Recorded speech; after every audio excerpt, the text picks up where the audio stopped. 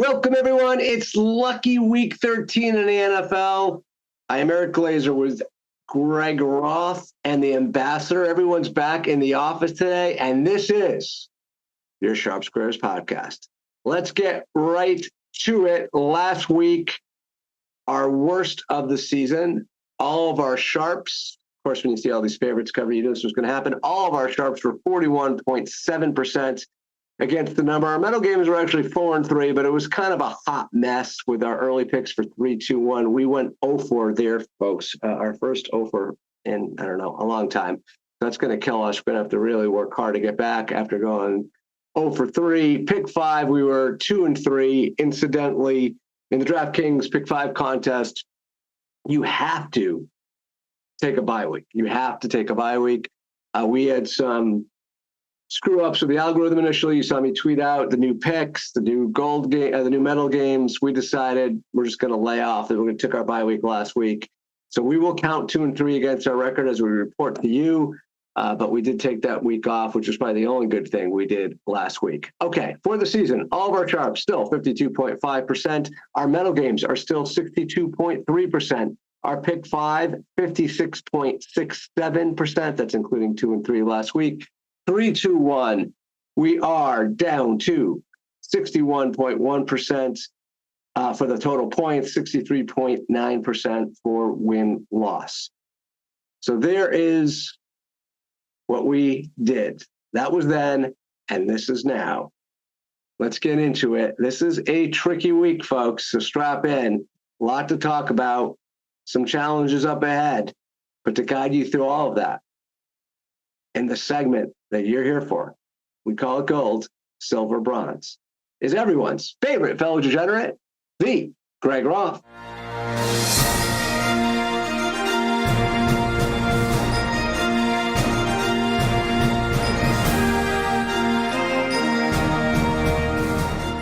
Eric, thank you so much. Tough week last week. This week, in our attempt to recover, we only have one medal game, just one. That game is gold. No silver, no bronze. The gold pick, the only medal game, is the San Francisco 49ers. They're -2.5 traveling to Philadelphia to take on the Eagles. It's an NFC Championship game rematch. Favorites podcast, Will Brinson, Fabian Summer, Gil Alexander, Stuckey, Steve Fezzik, RJ Bell, AJ Hoffman, Scott Seidenberg, and Marco D'Angelo all picked the 49ers. Surprisingly, there was only one dissenter on the Eagles, and he was Mike Lombardi. Eric, that leads us to our picks. It gets a little bit hairy from there, so I'm going to turn it over to you. We're going to reverse the order. We're going to go over the 3-2-1 picks first, and then we'll come back to pick 5 since we just have that one medal game on the 49ers. So 3-2-1, Eric, what's the story here? So because of some different lines we're getting, folks, we have 4 medal games in 3-2-1.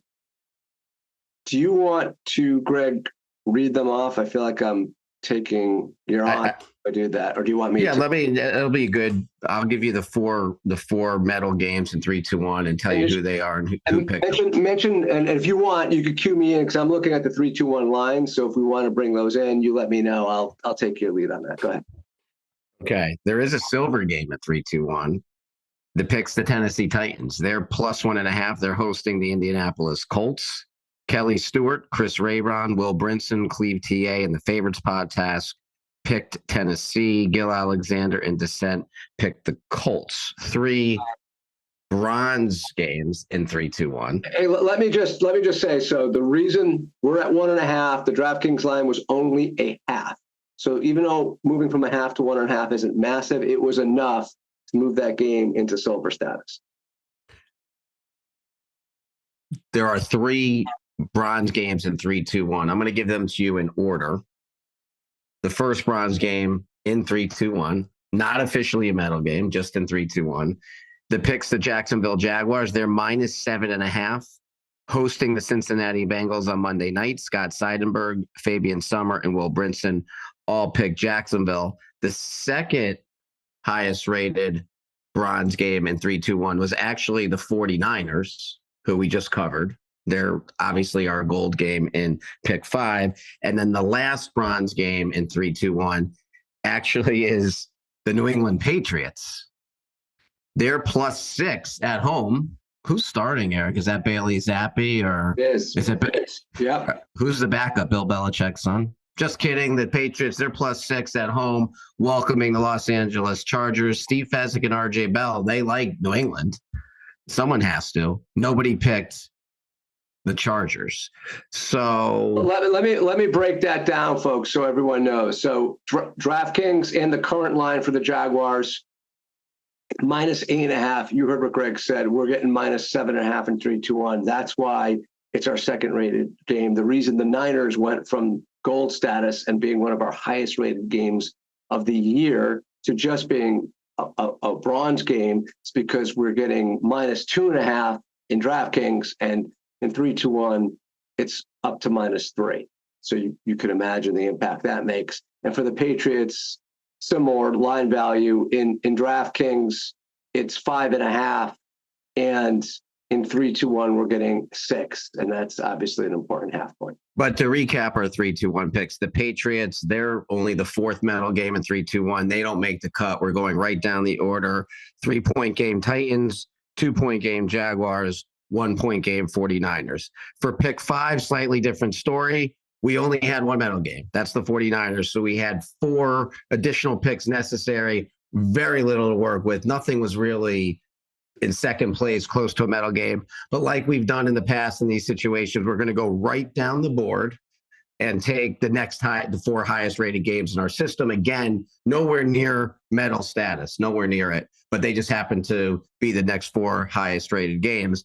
Those picks are the aforementioned Jacksonville Jaguars, the aforementioned New England Patriots, and the Washington Commanders and the Cleveland Browns. Let me quickly, Eric, set up for you those 2 games. The Washington Commanders, they're +9.5, welcoming the Miami Dolphins to Washington. Ross Tucker and the Favorites podcast picked Washington. Joe Ranieri picked the Dolphins in descent.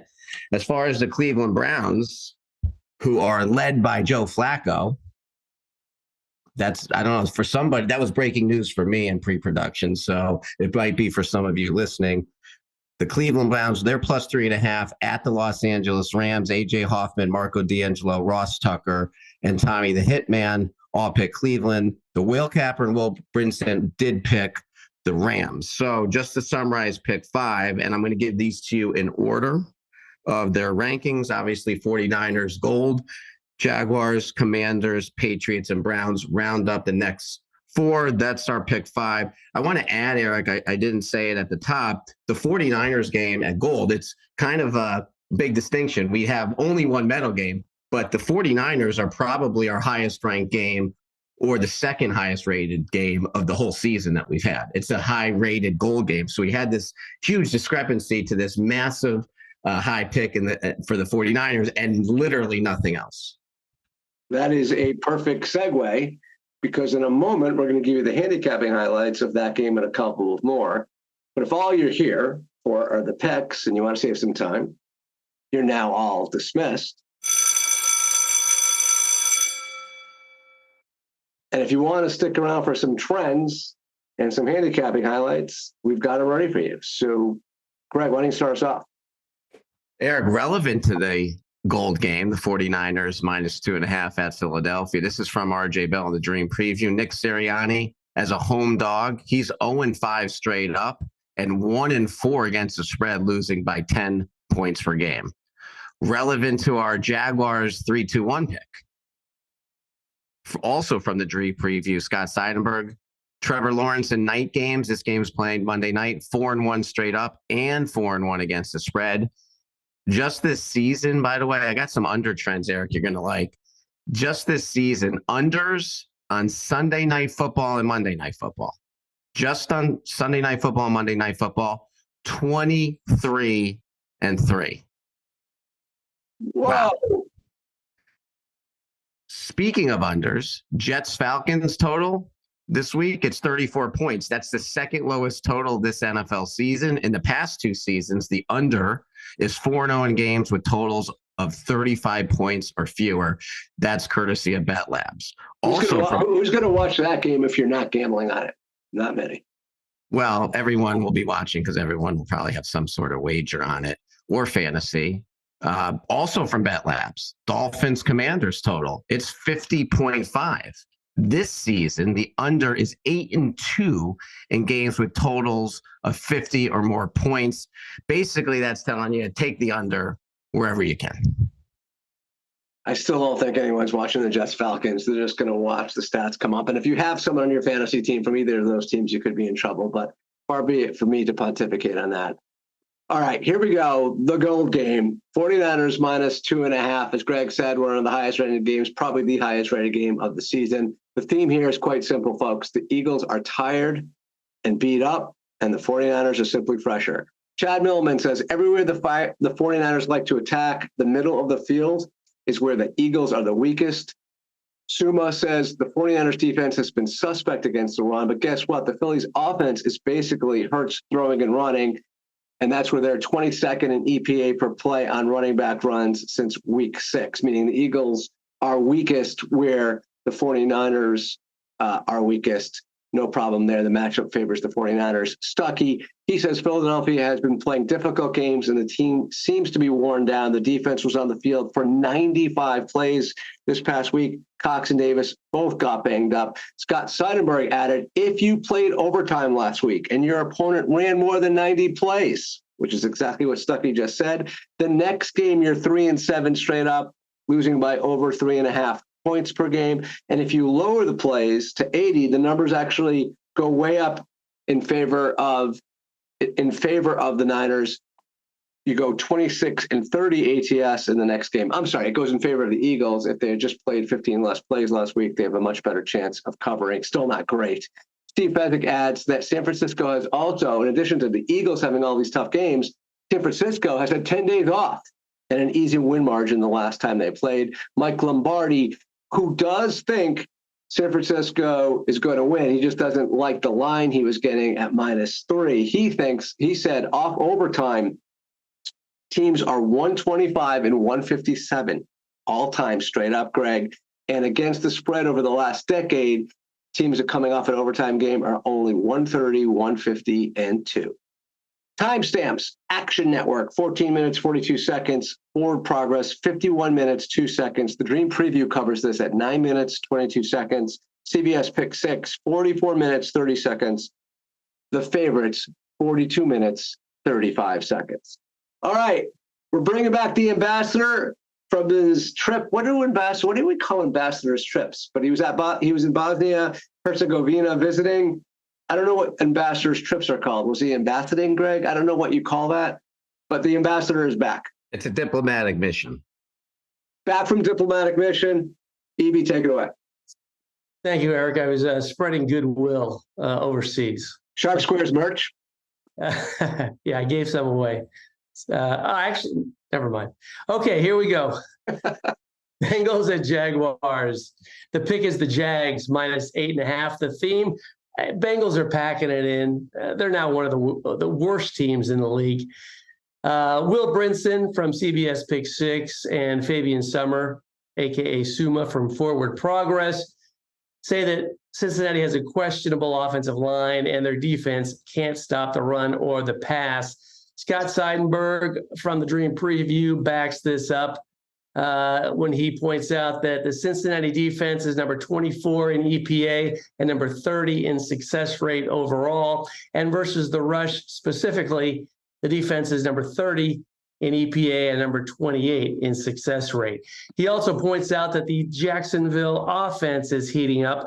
Last week, Trevor Lawrence had his best game in terms of EPA and yards per attempt of the entire season. And 2 weeks ago, he had his third best game in those two statistical categories. He's definitely hitting his stride.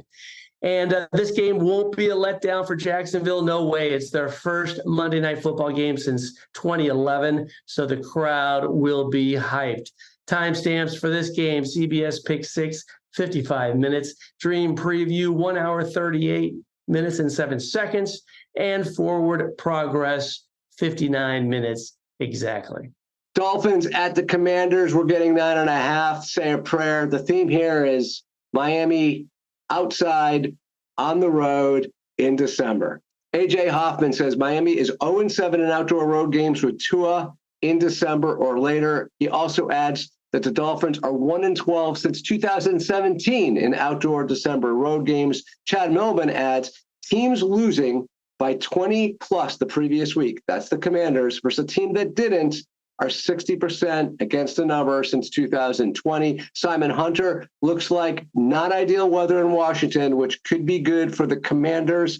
And Ross Tucker adds that the Commanders may get a little bit of a boost with their defensive coordinator, Jack Del Rio, being let go. Timestamps for this game. The favorites, 29 minutes even. CBS pick 6, 37 minutes even. Stream preview, you can fast forward to 1 hour, 12 minutes and 53 seconds, and even money, 13 minutes, 29 seconds. As last week was indicative, I need to remind everyone one more time that none of us are truly sharp. But this is your Sharp Squares podcast. Good luck out there.